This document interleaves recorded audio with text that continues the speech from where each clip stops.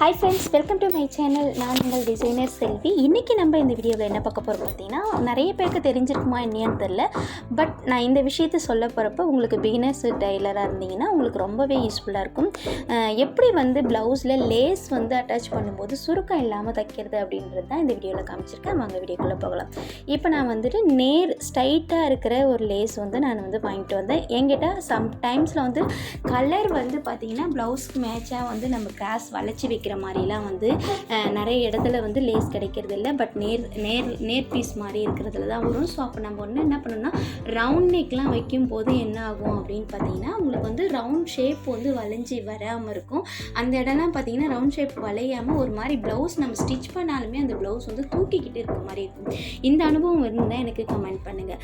But நம்ம வந்து lace வந்து வச்சு ப்ளவுஸுக்கு தைக்கிறதுக்கு முன்னாடி ஒரு சில விஷயங்களை நம்ம ஃபாலோ பண்ணலாம். நல்லா லேஸை வந்து ஓரளவுக்கு நல்லா கொஞ்சம் இழுத்து கையால் அப்படி லைட்டாக கொஞ்சம் இழுத்து விடுங்க. இழுத்து விட்டதுக்கு அப்புறமேட்டா என்ன பண்ணுறீங்க அப்படின்னா, நூல் இருக்கு இல்லையா, அதை கொஞ்சம் பெரிய தையல் வச்சுட்டு நான் இப்போ வீடியோவில் காமிச்சிருக்க மாதிரி பேக் சைடில் கையை வச்சுட்டு ஃப்ரண்ட்டில் நல்லா வந்து இழுத்து நல்ல தையலை வந்து நல்லா சுருக்கிக்குங்க. அதாவது லேஸை வந்து நல்லா சுருக்கும் போது வச்சுட்டு அதுக்கப்புறம் நம்ம ப்ளவுஸில் அட்டாச் பண்ணும்போது பார்த்திங்கன்னா பார்க்க நீட்டாகவும் இருக்கும், பர்ஃபெக்டாக இருக்கும். அது மட்டும் இல்லாமல் நம்ம ரவுண்ட் நெக்லாம் வைக்கும் போது வச்சு தைச்சி முடிக்கும் போது நம்மளுக்கு வந்து சைடில் வந்து ஒரு சின்ன ஃப்ளீட் வராமல் இருக்கும். நீங்கள் ட்ரை பண்ணி பாருங்கள். நீங்கள் ஃபஸ்ட்டு தைச்ச ப்ளவுஸுக்கும் இந்த மாதிரி வச்சு தைக்கிற ப்ளவுஸ்க்கும் நிறைய வித்தியாசம் இருக்கும். ட்ரை பண்ணுங்கள். அதே மாதிரி ஃப்ரண்ட்டில் ரவுண்ட் நெக் வைக்கிறோம், பேக்கில் ஸ்டார் நெக் வைக்கிறோம் அப்படின்னா, ஃப்ரண்ட் நெக்கில் நம்ம எப்பயுமே வந்து ரவுண்ட் ஷேப் வைக்கிறோம் அப்படின்னா கொஞ்சம் லைட்டாக ஃப்ளீட், அதாவது வந்து ஒரு 3 வளைவுது இல்லையா, அந்த வளையிற இடத்த கொஞ்சமாக ஒரு சின்ன ஃப்ளீட் மாதிரி வச்சுட்டு அதுக்கப்புறமேட்டா ஸ்டிச் போடுங்க.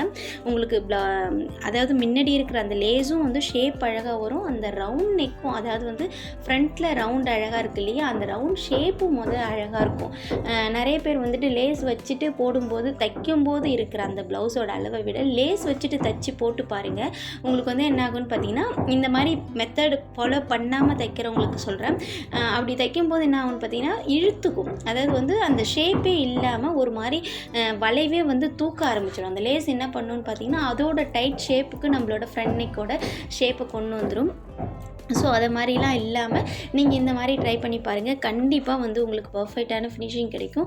இந்த மெத்தட் வந்து இந்த டிப்ஸ் உங்களுக்கு பிடிச்சிருந்தா எனக்கு கமெண்ட் பண்ணுங்கள். இல்லை இந்த மாதிரி இதுக்கு முன்னாடி நான் இந்த மாதிரி டிப்ஸ் எல்லாம் ஃபாலோ பண்ணிட்டு தான்ப்பா இருக்கேன், இன்னும் கொஞ்சம் பெட்டராக ஏதாவது இருந்தால் கூட சொல்லுங்கள் அப்படின்னு சொன்னால் கூட இதுக்கு அடுத்து ஒரு ஐடியா ஒன்று இருக்குது, அதையும் நான் உங்களுக்கு கண்டிப்பாக நான் சொல்கிறேன்.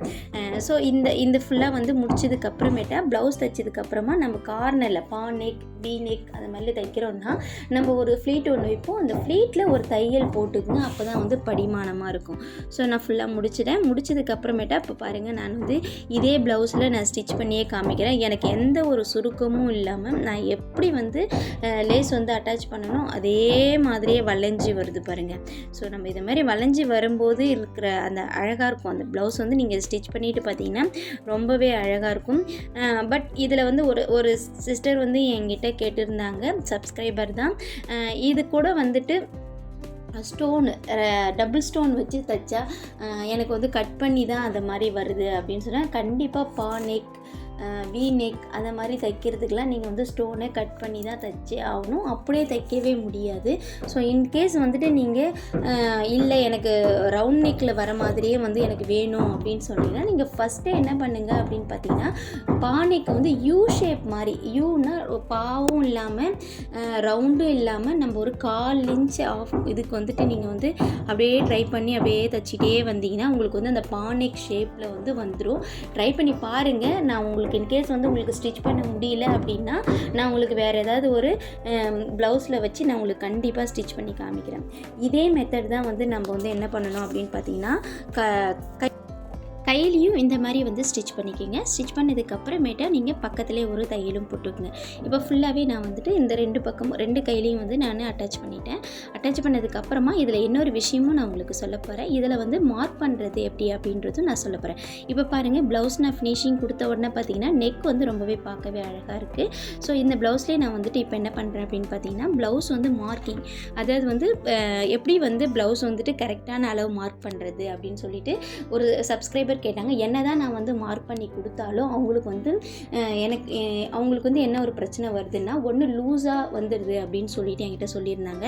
ஸோ ஃபஸ்ட்டு என்ன பண்ணுங்கள் அப்படின்னு பார்த்தீங்கன்னா, ஃபஸ்ட்டு கை வந்துட்டு நீங்கள் என்ன பண்ணுங்கள், ஒரு கரெக்டாக வந்து ஷோல்டர்லேருந்து நேராக வந்து நல்லா கீறிக்கிங்க. நான் இப்போ வீடியோவில் காமிச்சிருக்க மாதிரி அந்த மாதிரியே கீறிட்டு, இப்போ நான் கை வந்து பேக் சைடாக திருப்பிட்டு தான் மார்க் பண்ணுறேன் பாருங்கள்.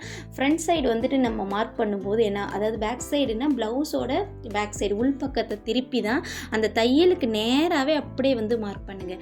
ஒன்ஸ் வந்து நீங்கள் மார்க் பண்ணிவிட்டு நம்ம வந்து செக் பண்ணலாம், நம்ம வந்து கரெக்டாக வந்து அளந்திருக்கோமா அப்படின்னு சொல்லிட்டு. ஸோ இந்த அதாவது பட்டிக்கிட்டையும் ஒரு மார்க் பண்ணணும். இது ஏன் நான் அப்படி சொல்கிறேன்னா, நிறைய பேர் வந்து அந்த இடத்த மார்க் பண்ணுறதில்ல, ஸ்ட்ரைட்டாக இடுப்புக்கிட்ட மார்க் பண்ணிவிட்டு நேராக ஒரு தையல் போட்டுருவாங்க. நான் மொத்தமே என்னோட ஐடியா என்னன்னு பார்த்தீங்கன்னா, நான் வந்து 3 டாட்டும் ஒன்றா சேர்ந்து வந்தால் தான் எனக்கு வந்து ப்ளவுஸ் வந்து ஃபினிஷிங்காக இருக்குது அப்படின்னு சொல்லிட்டு எனக்கு வந்து கரெக்டாக இருக்கும். ஸோ நான் எல்லா டாட்ஸுமே வந்து இப்போ நான் மார்க் பண்ணுறேன். ஆம்கோல், அடுத்தது வந்து பார்த்திங்கன்னா ஹிப் கிட்ட, அப்புறம் கை, இன்னொரு எக்ஸ்ட்ரா ஒரு டாட் மார்க் பண்ணுறேன் அப்படின்னா பட்டிக்கிட்ட. கண்டிப்பாக அந்த பட்டிக்கிட்ட நீங்கள் மார்க் பண்ணிங்கன்னா மட்டும்தான் உங்களோட அந்த ஷேப்பை வந்து கொடுக்கறது உங்களுக்கு ரொம்ப ஈஸியாக இருக்கும். ட்ரை பண்ணி பாருங்கள். நிறைய பேர் வந்து அதை பண்ணுறதே கிடையாது. இதுலேயே இன்னொரு விஷயமும் இருக்குது. அதை நான் வந்துட்டு அதில் வந்து இன்னொரு பர்ஃபெக்டான ஒரு விஷயம் டைலர் தான் சொன்னாங்க, ஜென்ஸ் டைலர் தான் சொன்னாங்க. இதில் வந்து நீங்கள் மார்க் பண்ணதுக்கு அப்புறமேட்டா நான் ஒரு விஷயம் சொல்கிறேன் பாருங்கள். ஆம்கோலுக்கும் பட்டிக்கும் நடுவில் ஒரு லூஸ் வரும். இது நிறைய பேருக்கே இருக்கிறது தான். ஆம்கோல் நம்ம டைட்டாக போட்டோன்னா அக்கல் கடிக்கும், ஹிப் டைட்டாக போட்டால் இடுப்பு எட்டாது. ஸோ நம்மளுக்கு வந்து இது ரெண்டுமே கரெக்டாக வந்து அளந்துருவோம். பட் சென்டராக இருக்குது பாருங்கள், அந்த பட்டிக்கிட்ட அந்த இடம் மட்டும், பட்டிக்கு மேலே ஆம்கோலுக்கு கீழே, அந்த 2 இடத்துக்கும் பார்த்தீங்கன்னா உங்களுக்கு வந்து கண்டிப்பாக வந்து அந்த இடத்துல லூஸ் வருது அப்படின்னு சொல்லிட்டு ஒரு சில கஸ்டமர்ஸ் வந்து சொல்லுவாங்க. ஒரு சில கஸ்டமர் வந்து இது ஓகே, இது கரெக்டாக பர்ஃபெக்டாக இருக்குப்பா அப்படின்னு சொல்லுவாங்க. பட் அந்த இடம் ஏன் லூஸாக வருது அப்படின்னு சொல்கிறத வந்து உங்களுக்கு அந்த இடத்த ஒரு சின்ன ஒரு மார்க்கிங் பண்ணி காமிக்க போகிறேன். அது என்னன்னு பார்த்தீங்கன்னா, இப்போ 3 தையலுமே 3 நம்ம டாட் பண்ணிவிட்டு 3 தையலும் ஜாயின் பண்ணுறோம். ஜாயின் பண்ணதுக்கு அப்புறமா நம்ம ஃபினிஷிங் ஃபுல்லாக முடிச்சிட்டோம். ப்ளவுஸ் ஃபுல்லாக ஃபினிஷிங் ஃபுல்லாக முடிச்சதுக்கப்புறமேட்டா என்ன பண்ணுறோம் அப்படின்னு பார்த்தீங்கன்னா, ஆம்கோலுக்கும் இடுப்பு பட்டிக்கும் நடுவில் ஒரு சின்னதாக ஒரு மார்க், அதாவது வந்து பார்த்திங்கன்னா வளைவாக, எப்படி சொல்கிறது அப்படின்னு கேட்டிங்கன்னா, நான் வந்து உங்களுக்கு வரைஞ்சே காமிக்கிறேன். இந்த ப்ளவுஸில் நான் வரைஞ்சிருக்கிறேன்னா இல்லையான்னு எனக்கு தெரியல. பட் நான் ஃபினிஷிங் முடித்ததுமே நான் அந்த ஒரு வளைவு மாதிரி வளைஞ்சி ஒரு தையல் ஒன்று போடுவேன். அப்போ பார்த்திங்கன்னா அவங்க கொடுத்த அளவு ப்ளவுஸோட அவங்க ப்ளவுஸ் கொடுத்த ப்ளவுஸ் வந்து ஒரு பர்ஃபெக்ட் ஃபினிஷிங்காக இருக்காது. பட் நான் தச்சு கொடுத்த உடனே அவங்க போடுறப்ப அந்த ஃபினிஷிங் வந்து என்கிட்ட நிறைய கஸ்டமர் கேட்டிருக்காங்க, எப்படி வந்துட்டு உங்களுக்கு வந்து நான் கொடுத்த அளவு தான் கரெக்டாக ஸ்டிச் பண்ணியிருக்கீங்க, பட் ஷேப் வந்து பர்ஃபெக்டாக, செஸ்ட்டு வந்து பர்ஃபெக்டாக ஃபிட்டிங்காக உட்காருது அப்படின்னு சொல்லிட்டு. ஸோ இந்த மெத்தட் வந்து ஒரு சிஸ்டர் தான் எனக்கு சொல்லி கொடுத்தாங்க, ஒரு அண்ணனும் சொன்னாங்க, ஒரு சிஸ்டர் சொல்லி கொடுத்தாங்க. இப்போ பாருங்கள், நான் வரைஞ்சிருக்கேன். இந்த ப்ளவுஸில் நான் வரைஞ்சிருக்கிறது உங்களுக்கு தெரியும். லைட்டாக வளைஞ்சிட்டு ஆம்கோல் கிட்ட பிடிக்க மாட்டேன், இடுப்புக்கிட்டையும் பிடிக்க மாட்டேன். ஆனால் அதுக்கு சென்டரில் ஒரு சின்ன மார்க் ஒன்று பண்ணியிருக்கேன் பாருங்கள். அந்த மார்க்கோட வளைவில் ஒரு பிடிச்சிருப்பேன். இப்போ பார்த்தீங்கன்னா அது வந்து அவங்களோட ஃபினிஷிங் டச்சும் இல்லாமல் இது வந்து என்னோட மெத்தடில் நான் வந்து ஸ்டிச் பண்ணுறேன். இது ஏன்னு கேட்டிங்க அப்படின்னு கேட்டிங்கன்னா, நான் கஸ்டமருக்கு வந்து சாட்டிஸ்ஃபைடாக இருக்கிற மாதிரி தான் ப்ளவுஸ் ஸ்டிச் பண்ணி கொடுக்குறேன். ஸோ இந்த வீடியோ பிடிச்சிருக்குன்னு நினைக்கிறேன். இதில் சொல்லியிருக்க சின்ன சின்ன டிப்ஸ் எல்லாம் உங்களுக்கு யூஸ்ஃபுல்லாக இருக்கும்னு நினைக்கிறேன். யூஸ்ஃபுல்லாக இருந்ததுன்னா என்னோட சேனலை சப்ஸ்கிரைப் பண்ணுங்கள். மறக்காமல் சேனலுக்கு லைக் பண்ணிவிட்டு பாருங்கள். அப்போ தான் அடுத்தடுத்த வீடியோ போடுறதுக்கு எனக்கு ஒரு மோட்டிவாக இருக்கும். ஸோ ஃபுல் ஃபினிஷிங் முடிச்சாச்சு. ப்ளவுஸ் பார்க்கவும் ரொம்ப அழகாக இருந்தது. ஸோ இந்த மாதிரி வீடியோக்கள் அடுத்தடுத்து வேணும் அப்படின்னா எனக்கு வேறு என்னெல்லாம் வேணும் அப்படின்னு சொல்லிட்டு எனக்கு கமெண்ட் பண்ணுங்கள். உங்களுக்கு எனக்கு தெரிஞ்ச விஷயங்களை உங்கள் கூட ஷேர் பண்ணுறதுல ரொம்பவே சந்தோஷப்படுறேன். இப்போ நான் ப்ளவுஸ் ஃபுல்லாக ஃபினிஷிங் முடிச்சதுக்கு அப்புறமேட்டா நம்ம திருப்பி பார்த்தோன்னா ஃப்ரண்ட் பக்கத்தில் ஒரு 2 இன்ச்சு கேப் கண்டிப்பாக இருக்கணும். நீங்கள் இந்த ப்ளவுஸ் நான் உங்களுக்கு அடுத்த வீடியோவில் நாங்கள் இன்னும் டீட்டெயிலாக எக்ஸ்பிளைன் பண்ணுறேன். ஸோ நன்றி, வணக்கம். மேலும் ஒரு நல்ல வீடியோவில் சந்திப்போம்.